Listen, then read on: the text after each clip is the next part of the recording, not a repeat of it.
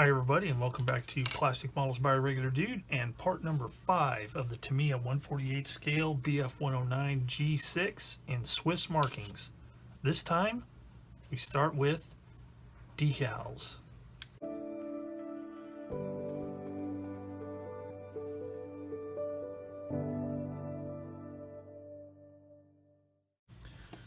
Alrighty then, let's take a look at what we've got here. So let's do a quick recap on what happened last time. So last time I finished up the, I had all the construction stuff done, and I did the primer, and then I did the paint, which is the RLM 65 on the bottom. Well, I did the markings first, Swiss markings. Then I did the RLM 65, taped that off, sprayed the RLM 79, which is the lighter color, and the RLM 71, which is the darker color. I did that freehand, and I used the trusty Neo 4 Iwata TRN1 trigger type airbrush, double action, and it worked like a champion. So now I'm actually ready. Oh, I also did a clear coat of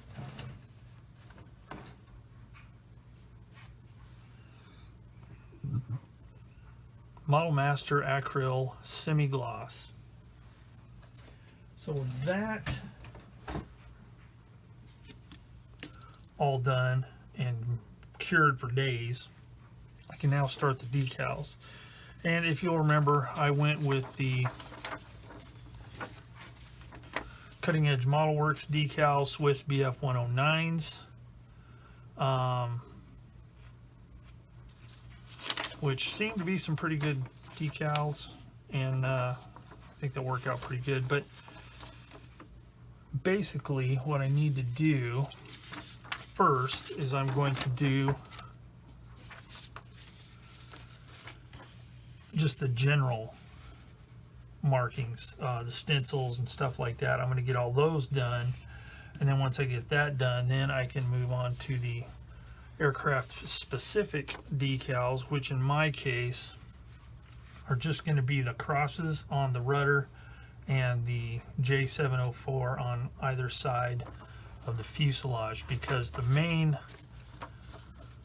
markings I painted on. Now this particular aircraft does not have the Swiss marking on the side, only on the tail. It doesn't have a big band like some of these other aircraft do. So that'll make that a little bit easier.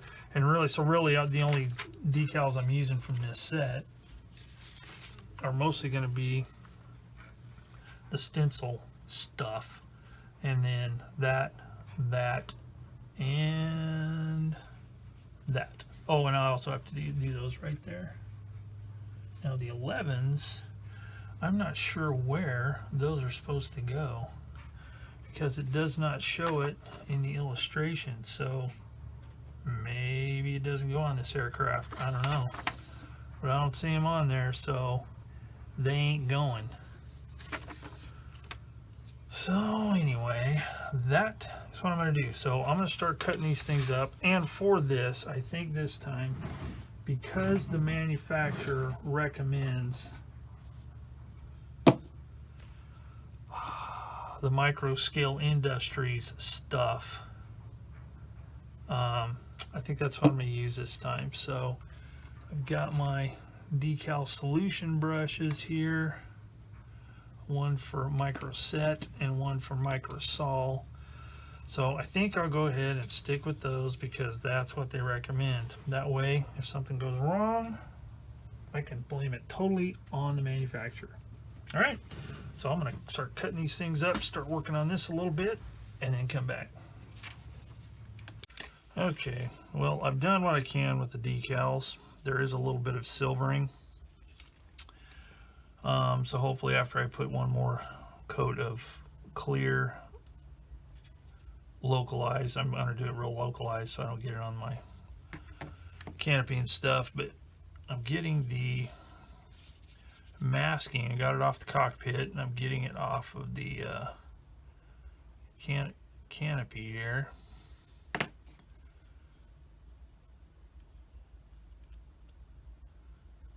So far, so good.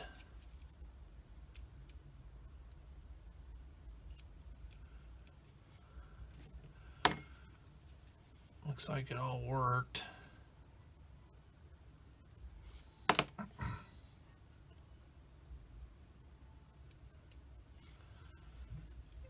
Yeah, it looks pretty good. There's a little bit of something going on right here. Oh, shoot.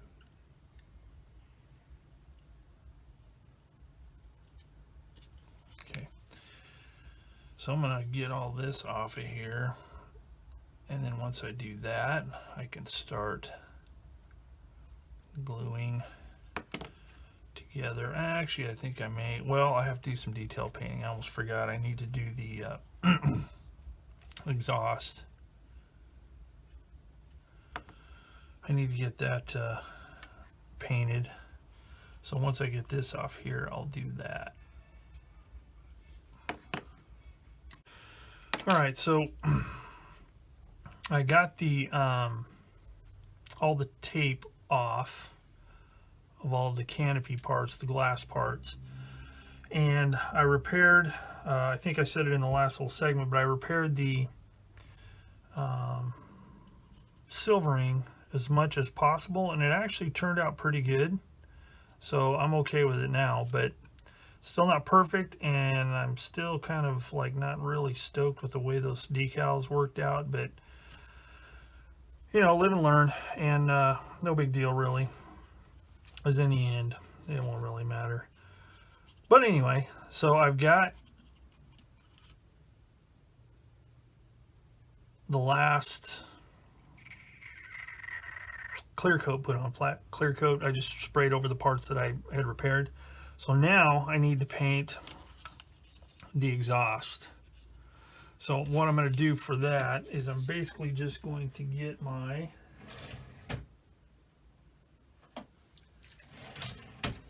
I'm going to do a base layer of Vallejo steel, and then I'm going to build up some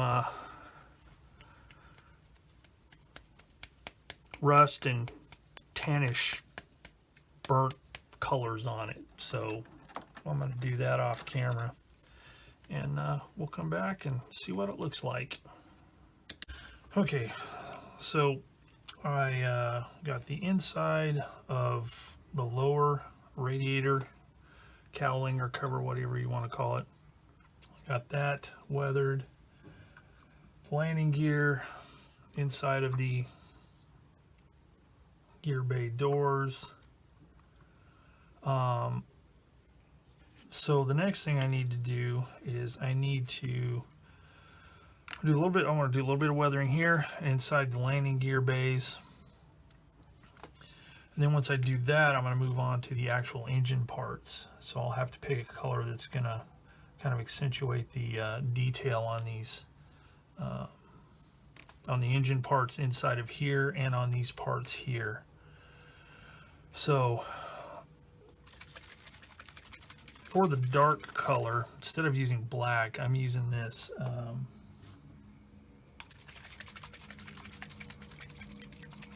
PLW Deep Gray Panel Line Wash. I may give this one a try here, which is dark green gray, but I need to make sure it's not too green. But we'll see, because this is what it looks like on here, and I kind of like the look of it. It's kind of a dirty gray color. So just let me show you real quick what I'm doing with it. Using my handy dandy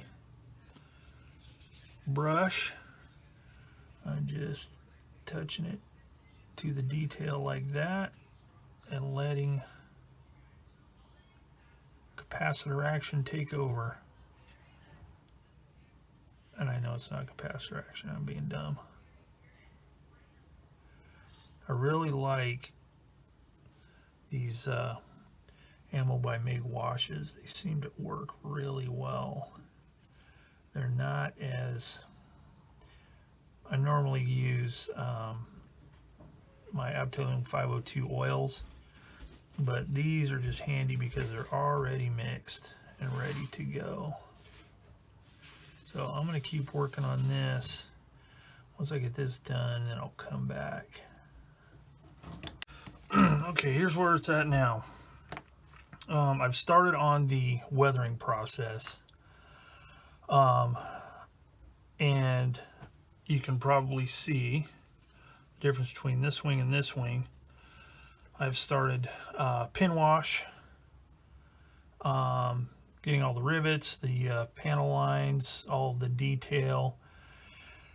And I'm using the Ammo by MiG panel line wash deep gray, PLW deep gray. And it's working really good. On a flat finish, I sometimes have trouble, but in this case, it's working really well because I'm putting it on and then just letting it sit for just a few minutes, and then using this slightly moistened with odorless mineral spirits. I'm just going with the airflow and wiping the excess off, and it's working really well. So I'm pretty stoked with the way this is going thus far.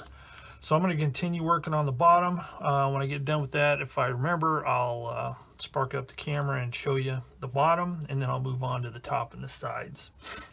All right, I figured I would show you what I'm doing. So making sure this is shaken up well. And it's a good idea to put the cap on and shake it every little bit because it will start to separate. You can look in there and see the little particulate matter start sort of swirling about. But use this long liner type brush because it holds more fluid. And let's see, let's do this part right here. Just touch it to the line. Trying to be as careful as possible, but I'm not too concerned about, you know, it getting on the surface because I am going to be wiping it up. Hopefully you can see it's going through all the detail. Do this to make sure it gets in all that, those rivulets and stuff.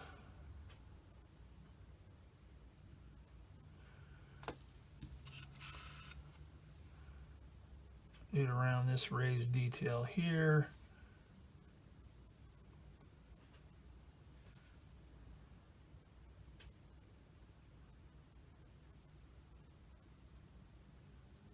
Get those rivets. Let's see. I'm gonna run some right across the top here to get those rivets.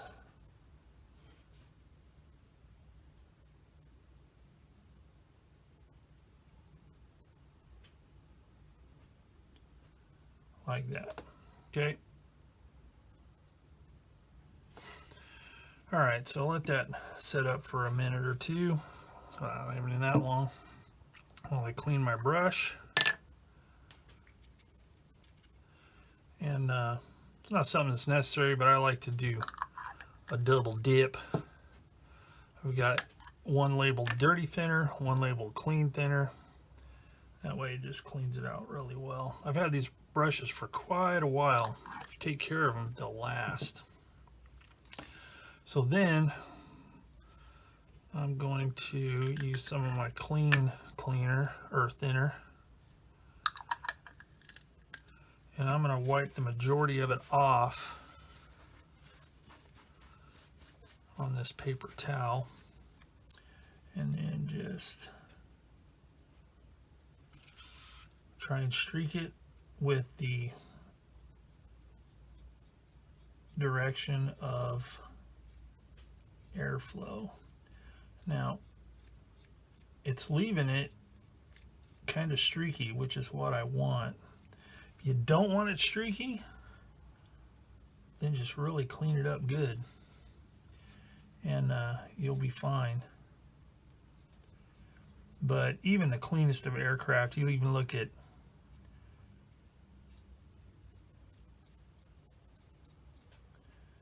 commercial airliners, and they have all kinds of streakiness going on. All right, so there we go. And then once it dries up, it should look pretty good. All right, so I'm going to continue on doing this and come back. All right, so I got the bottom completed. Turned out pretty good. So now I'm going to flip it over and I'll work on the top and the sides of the fuselage. Actually, I think I'll do the sides of the fuselage first. And I got to remember to do these parts as well. So I'll set those right there. All right, so let's take a look here. I've got all the panel line done, top and bottom, got the landing gear installed and those two bottom plates and the Def Models resin wheels.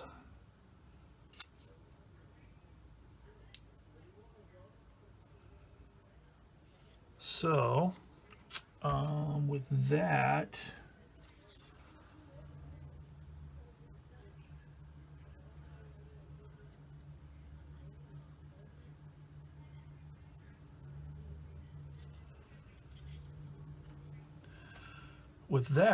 I'm going to let stuff set up for a little bit, and then I'm going to start doing a little bit of oil work, like right here on the walkways. Just kind of dirty that up a little bit with footprints and such, some scuffing. Then I can start thinking about doing some exhaust streaks, stuff like that. We're getting near the end here, folks. All right, I think I am pretty much done with the weathering that I'm going to do on this, and now I'm going to start gluing on the small parts, like I just glued the pitot tube in, these counterweights here for the ailerons, and then I need to put the propeller on, the canopy, stuff like that. So I think I'm going to call this video quits right here. And in part 5 of the Tamiya 148 scale Bf109 G6. So I'm going to work on those few little things, and next time we come back for part 6, I'll be done. It will be the final video. I'll give my final thoughts and a short slideshow of the finished kit. So as always, thanks for watching Plastic Models by Regular Dude. Any questions, comments, hints, tips, concerns, anything like that, put them in the comments section down below. I'll get back to you. So as always, thanks for watching, and I will see you all later.